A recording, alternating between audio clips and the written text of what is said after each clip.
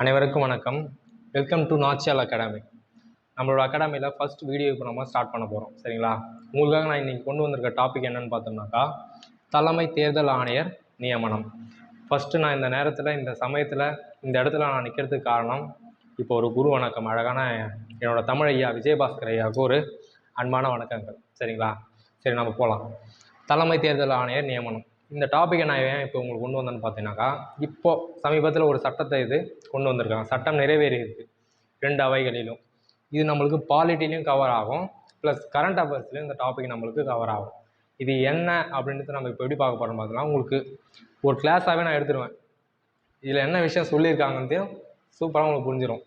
இது first time நம்ம எழுதுனாலும் கொஞ்சம் சின்னதாக இருக்குது, கொஞ்சம் அட்ஜஸ்ட் பண்ணிக்கோங்க. நெக்ஸ்ட் டைம் உங்களுக்கு நல்லா கிளாரிட்டியாக தெரிகிற மாதிரி கொஞ்சம் நல்லா பெருசாகவே நான் உங்களுக்கு எழுதுகிறேன். தலைமை தேர்தல் ஆணையர் நியமனம். தேர்தல்கள் தொடர்பான பகுதி நம்மளுக்கு தெரியும். விதிகள் விதி 324 டு 329 வரையும் இங்கே நம்மளுக்கு சொல்லியிருப்பாங்க. இப்போ கொண்டு வந்திருக்க சட்டம் என்னன்னு பார்த்தோம்னாக்கா, தேர்தல் ஆணையர்கள் நியமனம் மற்றும் சேவை நிபந்தனைகள் மற்றும் பதவிக்கால சட்டம் 2024 சட்டம். இது மசோதா 2024 கொண்டு வந்தாச்சு. சரிங்களா? நிறைவேறினதும் எண்டில் நிறைவேறினதுனால அந்த இயர் போட்டு வருது. இதை ஷார்ட்டாக எப்படி சொல்லலாம்னு பார்த்தோன்னா, தேர்தல் ஆணையர்கள் நியமன சட்டம் 2024 இப்படி ஷார்ட்டாகவும் டைரெக்டாகவும் கேட்டு போயிடலாம். இல்லை இந்த சட்டம் எதை சொல்லுது அது உள்ளே போயும் கேட்கலாம். இதுக்கு முன்னாடி பார்த்தோம்னா, தேர்தல் ஆணையர் சீனியாரிட்டி அடிப்படையில் குடியரசுத் தலைவர் நியமனம் செய்வார்னு உங்கள் எல்லாருக்குமே தெரியும்.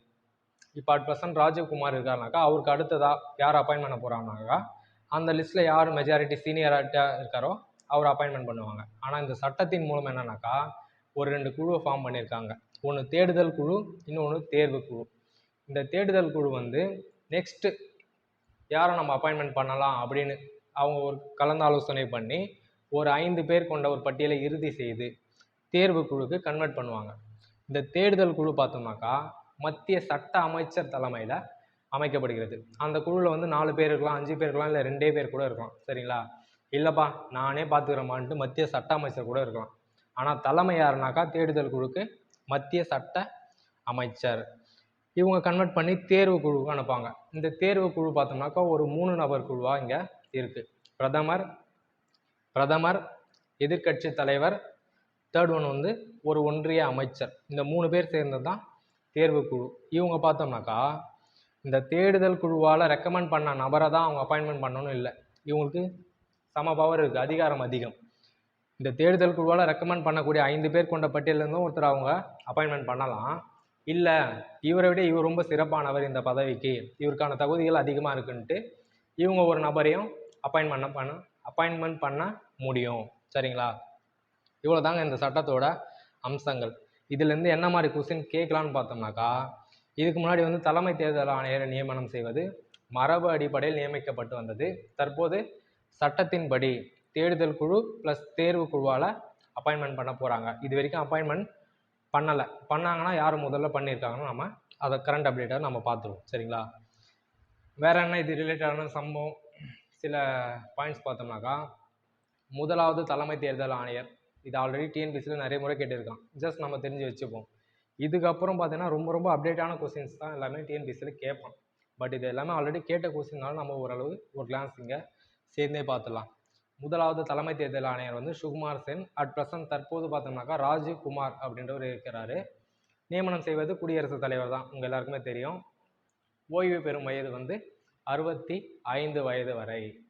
இப்போது இன்னொரு இம்பார்ட்டன்ட் பாயிண்ட் என்னன்னாக்கா, இதுக்கு முன்னாடி இந்த தலைமை தேர்தல் ஆணையர் நியமனத்தில் உச்ச நீதிமன்றத்தோட தலைமை நீதிபதி இடம்பெறுவார்.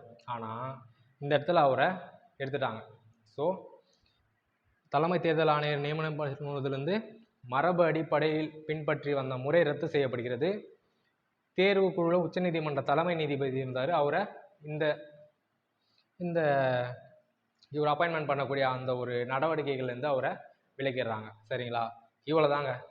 உங்களுக்கு கண்டிப்பாக பார்த்தீங்கன்னா நம்ம அகாடமிலேருந்து ஒவ்வொரு கொஸ்டின்ஸுமே பார்த்தீங்கன்னாக்கா ஒவ்வொரு டாப்பிக்குமே ஜிகே சரி, தமிழ் இலக்கணம் சரி, எல்லாமே ரொம்ப ஸ்டாண்டர்டான கிளாஸாக இருக்கும். நீங்கள் எல்லாமே ஃபாலோ பண்ணுங்கள். உங்களுக்கு போக உங்களுக்கே புரியும். நம்ம கிளாஸை பார்க்க உங்கள் எல்லாருக்குமே தெரியும் நம்ம கிளாஸ் எந்த அளவுக்கு ஸ்டாண்டர்டாக இருக்குன்ட்டு. உங்கள் ஃப்ரெண்ட்ஸ் எல்லாருக்குமே நீங்கள் கண்டிப்பாக ஷேர் பண்ணுங்கள். டிஎன்பிஎஸ்சி படிக்கிறோம் பார்த்தீங்கன்னாக்கா ரொட்டீனாக படிச்சுக்கினே இருக்கணும். நம்மளோட தாரக மந்திரம் என்னென்னு பார்த்தோன்னாக்கா, பயிற்சியுடன் பயிற்சியுடன் கூடிய முயற்சியே, இல்லை முயற்சியுடன் கூடிய பயிற்சியை உங்களை வெற்றியாளர் ஆக்கும். இங்கே ப்ராக்டிஸ் கண்டிப்பாக தேவை. நீங்கள் தொடர்ச்சியாக படிக்கணும். சரிங்களா?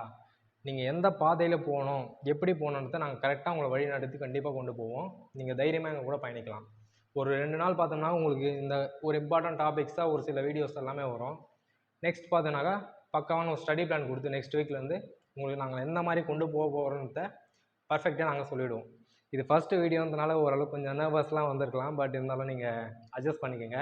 தேங்க்யூ. உங்கள் ஃப்ரெண்ட்ஸ் எல்லாருக்குமே நீங்கள் கண்டிப்பாக ஷேர் பண்ணுங்கள். நன்றி.